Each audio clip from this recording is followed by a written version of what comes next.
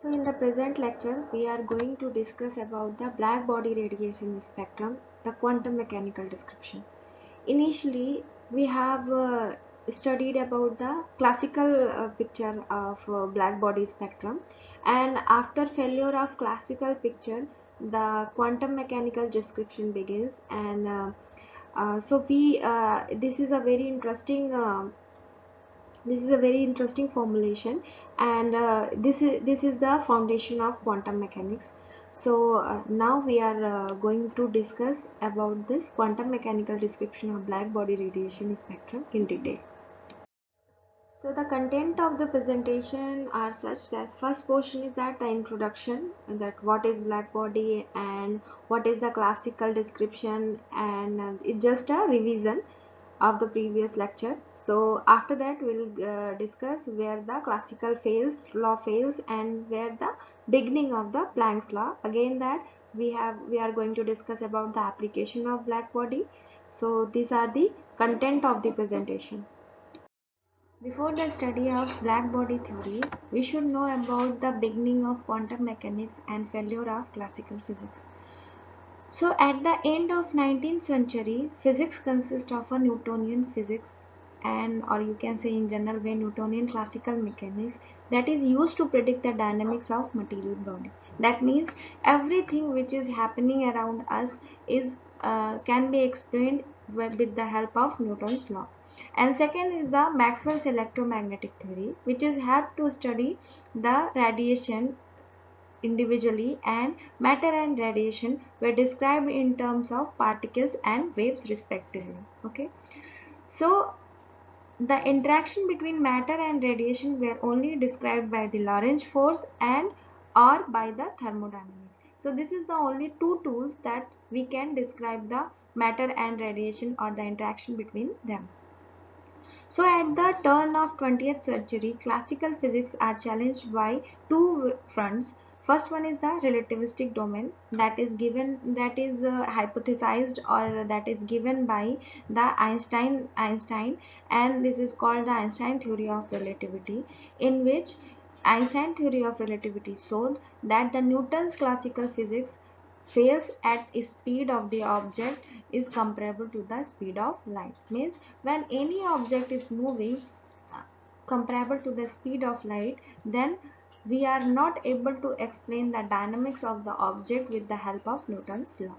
Now second one is the microscopic domain. That means at microscopic level, the validity of classical physics ceases and new concepts are required to describe, for instance, the structure or atom or molecules and how the light interacts with the atoms and molecules. The classical physics is unable to solve these kind of problems and to solve the dynamics of any microscopic systems. So basically the classical physics is challenged by these two fronts, and this is the beginning of quantum mechanics, because black body radiation is known as the uh, foundation of quantum mechanics. So this is the visualization of a black body. So in general way or in general example, the light bulb is considered as a black body. So when we provide a voltage which is very low, then what happens, that voltage will hit up the filament of the bulb, and when the voltage is low, the filament is the color which is emitting from the filament is red, and that intensity will very low. As we increase the voltage, the color will change from red to orange, then yellow, and then white. And when the voltage is very high, then you can see the glow is approximately white. So white means we all know that white light contains all the 7 wavelengths, and when very heated object is there, the all the white light is emitting, that consists all the 7 color wavelengths which you can see in the display. Okay, in order to explain the black body spectrum for the energy density per unit frequency range emitted from the black body radiation, the Wien's tried a formula that is called Wien's energy density distribution function, and that is an empirical formula, that is a kind of heat trial method to fitting the black body spectrum.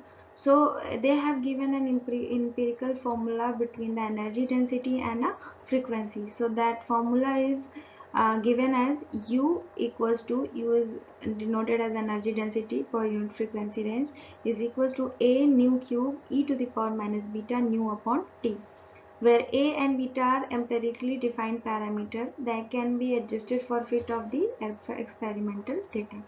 So Wien's formula, if you can see the profile for lower frequency range, according to this formula, empirical formula, for lower frequency range, the graph or spectrum will follow as a nu cube type structure, and for higher frequency region, that e to the power minus beta nu upon t type function will be dominant. So that for higher frequency region, that formula fitted well, but when we are talking about the lower frequency region, that Wien energy distribution formula is failed to explain the spectrum. After that, Wien's energy distribution law, Rayleigh Jeans came with a new idea, and he has taken the idea that the energy density can be calculated by the number of oscillations or number of modes into the average energy of the oscillator. So they have considered that the electromagnetic radiation, when they interact with the wall of the cavity, they will act as an oscillators, and from there they have from the use of thermodynamics, they have calculated the number of modes or number of oscillators, and they have find thermodynamically the average energy, and then they have find out the total energy, which is equals to the number of oscillator and the energy of per oscillator. So by using this kind of concept, they have found the formula for energy density per unit energy or per unit frequency range. Okay, so from there they will get the number of oscillator, which is represented by n nu, which is equals to 8 pi nu square upon c cube. In next slide, we will discuss about the whole energy density or energy per unit area emitted from the black body versus per unit energy range. So after the failure of classical description of black body spectrum, why it is failed? Because of the ultraviolet catastrophe. It is the major drawback which leads to fail the classical theory of black body radiation spectrum. Now after that, the Planck came into the picture, and he proposed that the energy exchange between the radiation and matter must be discrete. He then postulated that the energy of the radiation of frequency nu emitted by the oscillating charges from the walls of cavity must come only in the multiple integers of h nu. So energy equals to n h nu, where n is the integer and h nu is the energy of the quantum, and he introduced a universal constant h, which is called the Planck constant, and he just given that the frequency of oscillating charge in the cavities walls, as well as the frequencies of the radiation emitted from the walls, because the frequency of the radiation emitted by an oscillating charge particle is equal to the frequency of oscillation of the particle itself.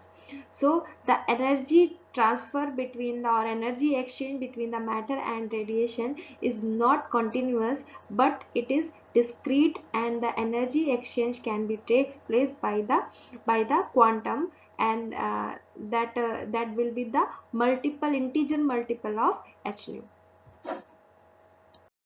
After giving the concept of quantization of energy, Planck again generated the total or average energy of the cavities or the walls, and he assumed that the energy of an oscillator is quantized. Planck showed that the correct thermodynamic reaction for the average energy can be obtained by merely replacing the integration that correspond to all energy continuation.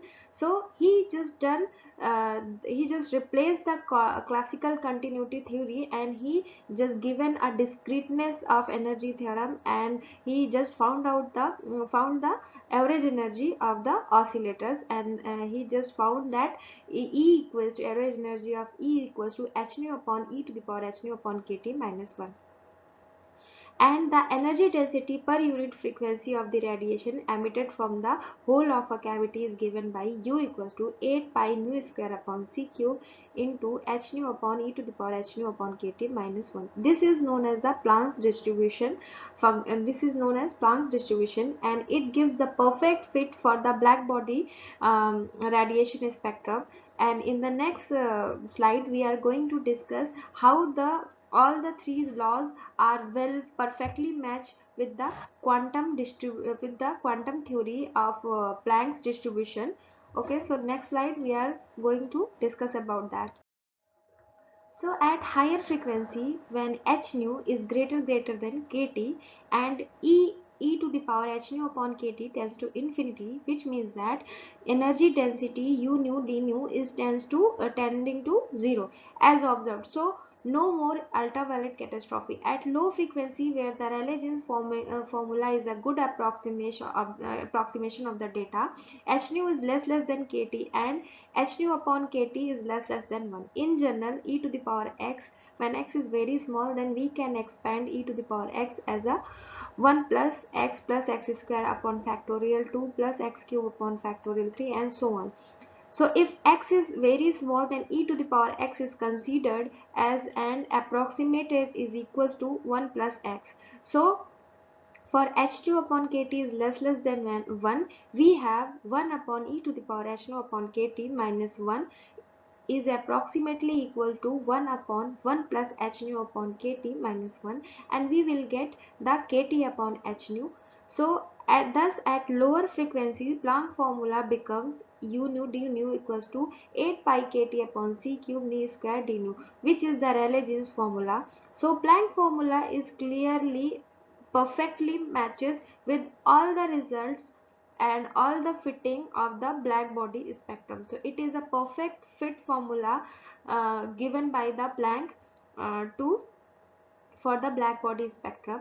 So this will lead the foundation of quantum mechanics, and further this quantization of energy will concept will further utilized by Einstein and in the photoelectric effect.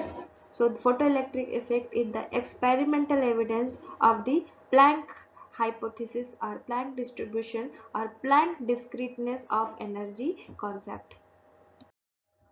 So in this slide I am going to tell you about the Planck's quantum is small for ordinary size object but large for atomic size object, because if I, in simple words, if I am going to show about the quantum effect for bulk object. Okay, so I am considering an ordinary pendulum moving with the frequency 1 Hertz. So if we use the quantum, and if we want to find the quantum energy of that pendulum, so E quantum equals to h nu, and when we put the constant and the value of the frequency, then we will get 6.6 into 10 to the power minus 34 joule. So in the bulk level, this energy is very insignificant, that you can see this is a 10 to the power minus 34 range. So as a heavily object, it is very insignificant energy to feel, and also it is very insignificant energy for any instrumental limits. So that's why in the bulk world or ordinary size object, we don't feel the quantum effect. Now the second picture is for the microscopic level, and here I am considering the case of hydrogen atom, which is moving with the frequency 2 into 10 to the power 14 hertz. So if I am considering the quantum effect and try to find out the quantum energy where E equals to h nu, and if I take the whole calculation, then I will get the energy 1.3 into 10 to the power minus 19 joule, which is very significant energy, and It is approximately same as the kinetic energy of the electron, and that energy is significant to impact the motion of the electron. So here it is very evident that for bulk size object the quantum effect is insignificant, and when we are going to the microscopic level, then quantum effect is pretty significant. That's why in general life we don't feel quantum effect. Now, if I am going to consider a case where a typical energy of an ordinary life, so I am just taking an example of a typical energy of a torque on a swing. So, if in general by the classical mechanics, we can find out the energy is the total energy is equals to mg h maximum. So, m is the weight of the torque, and g is the gravitational constant. I am taking in average value, that is 10 meter per second square, and h is the maximum height which is the top which that swing can go. Okay, so if I simply calculate the whole thing, then I'll get the 200 joule. If your ordinary life energy, that is 200 joule, and it is very significant energy to drop the torque. So but if I am comparing this energy with the quantum energy, so you know that the quantum energy is the order of Planck constant in simple way, if I am taking the major value. So if you comparing this 10 to the power minus 34 joule energy with that 200 joule, it is very insignificant. Now, in the previous slide, we have discussed about the typical energy of a heavily object or ordinary life. Now, I am going to take another example to show the difference between the ordinary life energy and the microscope level energy. Okay, so I am taking a case of typical electron kinetic energy in an atom. So, if the energy of the electron is denoted by QV, then 1 electron volt equals to 1.6 into 10 to the power minus 19 coulomb into, if I am considering that electron that the potential difference between the plate is 1 volt, then the energy will get the 1.6 into 10 to the power 19 joule. If I consider this normal energy with the quantum energy, so if the generally the electron having the frequency 2 into 10 to the power 14 hertz. So if I am considering this frequency, and with the help of this frequency I can find the quantum energy of this electron, so I just got 1.3 into 10 to the power minus 19 joule. So if I am considering the classical and quantum results, so the dimension of energy will be same. So that's why this quantum effect is very significant for the microscopic level or any material particle which are in motion in the microscopic system. Okay, so these are the some difference between the ordinary life energy and energy level on the atomic levels. So on the atomic level, the quantum effect is very efficient, and it is having a very significant very significant picture. So that's why we cannot ignore the quantum effect on microscopic level. However, for bulk object, the quantum effect is very insignificant. That's why we don't feel any kind of quantum effect in general life. Now I am going to discuss about the key points of Planck radiation law. So Planck have done the two modification to the classical theory. So first one is that the oscillators of the electromagnetic origin can only have certain discrete energy, not the continuous energy distribution, that determined by En equals to NHF, where n is the integer and f is the frequency, and h is called the Planck's universal constant, which is having the value 6.62 into 10 to the power minus 34 joule second. Now the second modification is that the oscillation can absorb or emit in discrete multiple of fundamental quantum of energy given by delta equals to h nu. So these two modification will lead to the quantum theory of quantum mechanics or quantum theory of the black body spectrum, and that is perfectly that Planck theory is perfectly able to describe all the laws which belongs to the black body spectrum, and it satisfies all the flaws and all the portions of the black body spectrum. So the application of black body is such: if we want to find the temperature of any body or a star on any object, so we can use the following formulas, like P, since we know that from the P is proportional, or total intensity or total power is proportional to the fourth power of the temperature, Stefan Boltzmann law according to. So we can find out those formulas to find out the temperature of that particular object. So in that way we can also find the temperature of earth, or any absorbed energy of or emitted energy from any heated surface or any heated object. So application of black body is very vast, but here I have shown several of examples.